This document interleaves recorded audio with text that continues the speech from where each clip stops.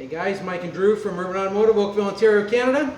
Here today to talk about preventative maintenance on vehicles, and one of the most reluctant jobs to be performed by most people once they hear the cost of doing it, because it is quite a bit. But we're here today to talk about a prime example of a vehicle that needed it, and we caught it just in time. What are we talking about, Drew? Take it away. So what we got here is a 2011 Subaru Outback, 2.5 liter, 4-cylinder, horizontally opposed boxer style engine. Boxer. What does that mean, boxer?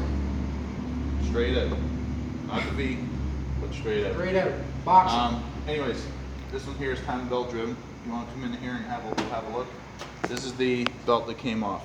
As you can see, the cracks and all that. This is an original Subaru belt, and it is dried out, cracking, ready to the point of failure.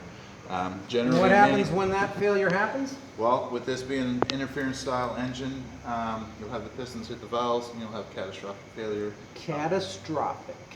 Much bigger repair bill than what the timing belt job would have caused in the first place. Come take another look here at all these pulleys and gadgets.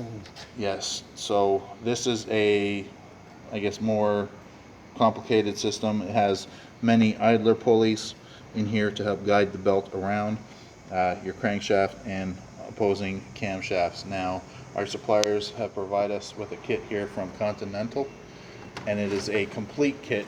It comes with new water pump, new tensioner. As you can tell, this one here was leaking fluid from the piston, all the drive pulleys you need, and new serpentine belt. It is a complete set. If you're going to be getting in here, pulling the time cover off, doing this job, take care of everything right the first time so you don't have to go back and do it again later on down the road. So in short, if you or someone you know owns a Subaru, needs a timing belt change, would like a quote, by all means, please reach out to us. Let us know in the comments below if you have anything to add. We always appreciate the comments.